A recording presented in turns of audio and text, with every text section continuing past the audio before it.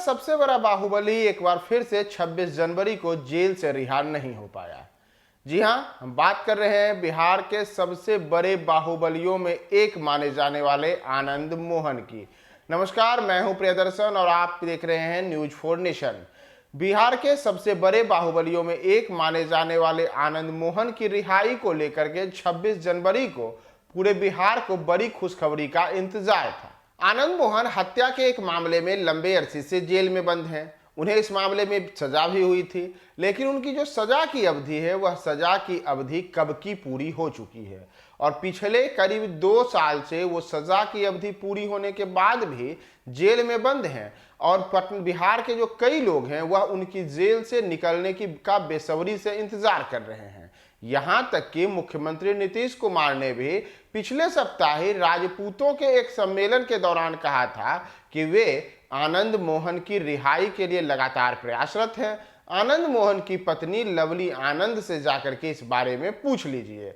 और राजपूतों के उस सम्मेलन में नीतीश कुमार से तो बड़े स्तर पर लोगों ने मांग की थी कि आखिर राजपूत समाज की भलाई के लिए बड़ी बड़ी बातें कर रहे हैं आप, तो यह बताइए कि हमारे समाज से आने वाले आनंद मोहन की रिहाई कब खुद होगी, कब जेल का फाटक खुलेगा और आनंद मोहन छूटेगा। तो ऐसे में यह इंतजार था कि 26 जनवरी को आनंद मोहन की रिहाई हो जाएगी, लेकिन 26 जनवरी बीत चुका है, 26 जनवरी को भी आनंद मोहन की रिहाई नहीं हुई है। तो ऐसे में बड़ा सवाल है कि आखिर ऐसी क्या वजह है कि जेल की सजा पूरी होने के बाद भी आनंद मोहन को अब तक जेल से रिहा नहीं किया जा रहा है। तो इसके पीछे जो प्रमुख कारण है वह प्रमुख कारण एक ऐसा कानून है जो कानून राबड़ी देवी जब बिहार की मुख्यमंत्री थी उस समय वह कानून बना था और वह एक ऐसा नियम है जिस नियम के वजह से कि आनंद मोहन की रिहाई होने में अब व्यवधान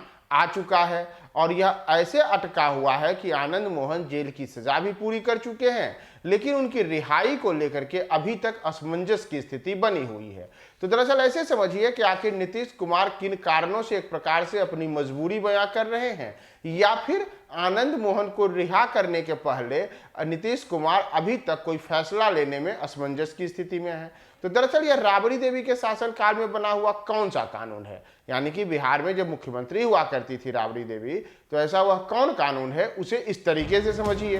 दरअसल 14 साल से ज़्यादा की सज़ा पूरी कर लेने के बाद भी आनंद मोहन की रिहाई जब 26 जनवरी को नहीं हुई है, तो ऐसे में आपको इस कानून को समझना होगा कि यह कानून है क्या जिस वजह से बिहार में उनकी रिहाई नहीं हो पा रही है। तो यह कानून है कि बिहार में रिमिशन की पॉलिसी यानी कि परिहार की पॉलिसी, यह वर्ष 1984 में बनी थी। इसमें यह एक प्रावधान था कि जो कैदी 14 साल की सज़ा काट लेता है उस बंदी को रिमिशन यानी कि परिहार के साथ 20 साल की सज़ा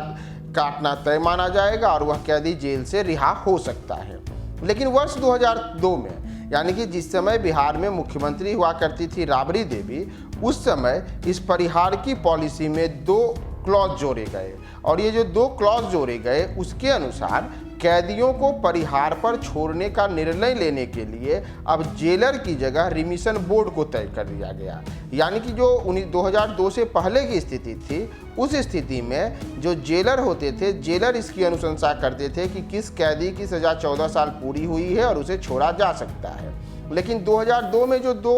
क्लोज जोड़े गए उसके बाद से जो नियम बना उसमें रिमिशन बोर्ड बनाया गया। जो रिमिशन बोर्ड है बिहार का, उसमें होते हैं बिहार के गृह सचिव, डिस्ट्रिक्ट जज, jail IG, home secretary, police प्रतिनिधि, साथ ही साथ लॉ सेक्रेटरी। और ये सब का जो बोर्ड है, यही बोर्ड यह तय करेगा कि किसी कैदी को छोड़ने का अधिकार किस तरीके से है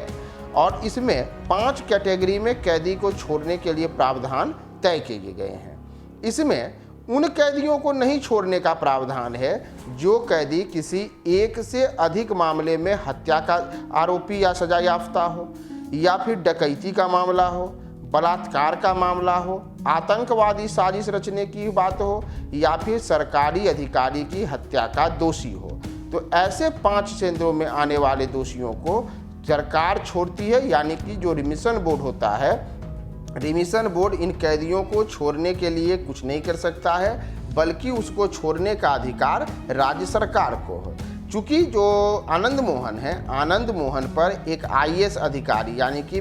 जो तत्कालीन गोपालगंज के डीएम थे जी कृष्णैया, उनकी हत्या का आरोप था और उसी में वो दोषी भी करार किए गए थे। तो इस मामले में वर्ष जो 2002 का जो कानून है वह उनके ऊपर लागू होता है। हालांकि इस कानून में भी एक पेचीदगी यह है कि जो 2002 में रिमिशन के नियम में संशोधन हुआ वह 2007 तक नहीं बनाया गया था, यानी कि रिमिशन बोर्ड नहीं बन पाया था 2007 तक। इसके कारण हाईकोर्ट की तरफ से भी यह आदेश जारी किया जा चुका है कि 2002 के सर्कुलर को 2007 तक लागू नहीं किया जा सकता। चूंकि आनंद मोहन की सजा 2007 में हुई है तो इसी को आधार बनाकर उनकी रिहाई की मांग की जा रही है, यानी कि नीतीश सरकार ही इस निर्णय को लेने के लिए एकमात्र अब अधिकृत हैं जो यह तय कर सकते हैं कि आखिर आनंद मोहन की रिहाई कब होगी। तो जो परिहार का यह नियम था, यह तो नियम हमने आपको बताया कि किन दो